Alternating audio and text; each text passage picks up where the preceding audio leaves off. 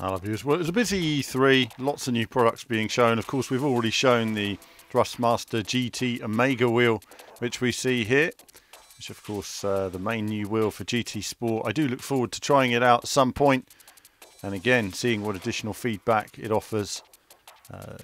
You know, again, it'll be interesting to see looks over sort of practicality in some way with the wheels, but for menus and stuff like that. But either way, very nice. We looked at that in the previous video. Of course, I tested all the other Thrustmaster products at the show. There were quite a few there. So here we see the new, this is the Xbox One wheel now, Xbox One and PC compatible wheel, the TSXW, which was being shown.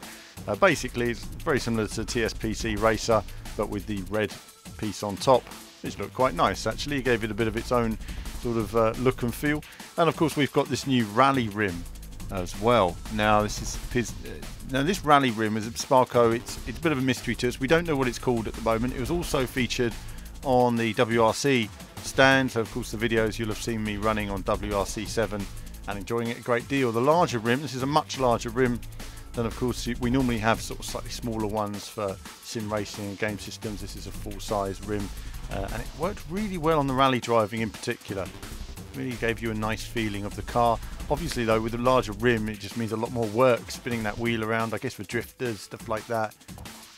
You know, just a all-round good look and feel to the wheel. So it's a nice little surprise. We have no information or costs on either wheel or rim at the moment. So I was just racing my way through there and just generally really enjoying it. I got off it afterwards and thought, wow, that really felt the part. Elsewhere at the show, we had the obviously we've got the new shift lights and data information at the top there. Again, a mystery product. I asked on the Thrustmaster stand. They didn't know what it was called and they didn't know the price of it, but they were showing it off anyway. So that's how early this was. It's one of those things that also can bolt to your I guess to your rim or to your the base of your wheel as well. Here they had it positioned on top of the TV, but it can attach anywhere you want it to. You know, it's a great product. It's one of those products though that you kind of wish was in. I remember mentioning, you know, it's a shame you weren't able to fit this into the Formula One wheel, the Ferrari F1 wheel that they released, you know, 6 years ago now. Because at the time it would have been really nice making that F1 wheel look, you know, pretty much perfect. Of course, now we're moving to the world of VR, so you know, when you've got your VR headset on, you can't see your button boxes, you can't see your rev lights because you're stuck in that VR world. So in terms of the technology is almost moving. I mean, it's one of those things that obviously it's a fun gimmick to have, and it looks cool for the games that support it. I mean, we've got that as well on the Fanatic wheel, but literally I've got a couple of games that support it. But there we are, a bit of a close-up with random numbers that mean nothing to me. So I look forward to learning a bit more about that and seeing where it goes. So that was that at the show.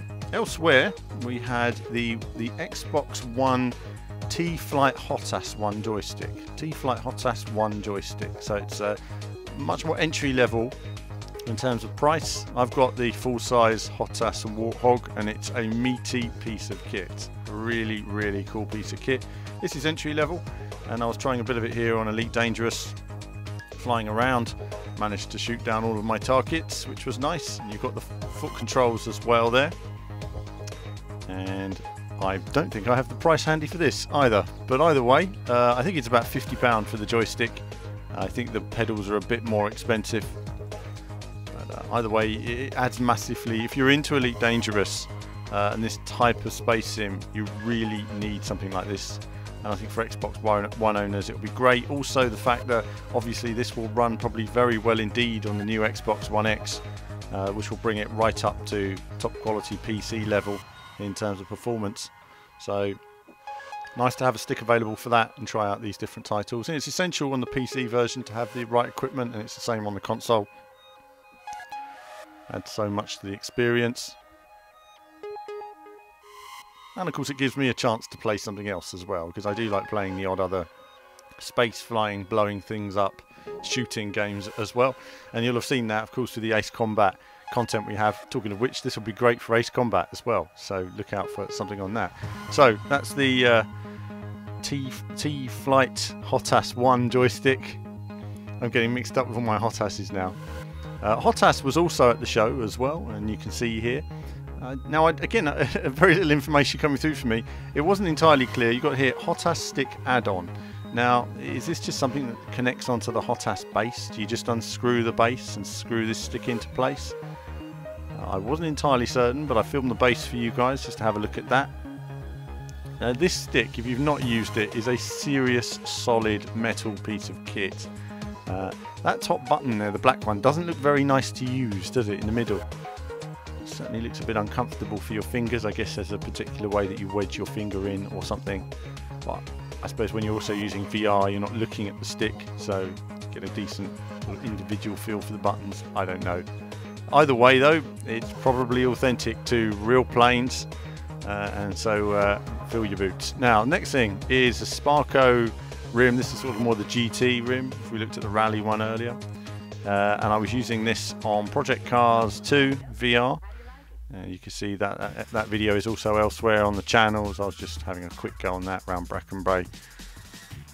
And felt nice. I mean, the rim felt really good. The base puts out, you know, fantastic force feedback. It puts out a nice sustained force feedback as well. You know, it doesn't weaken. You can turn into a long corner and you can feel that sustained force feedback fighting you all the way around.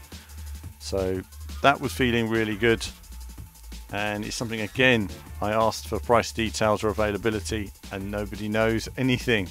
So I'm giving you guys lots of information here on new products. You know, obviously no information at all on pricing or availability, but when we have it, that will appear on the Team VV website. And I just wanted to show you guys some of the various sort of bits and pieces that were at the show. So I'm just going to leave you now with a little bit of driving on this Sparco rim.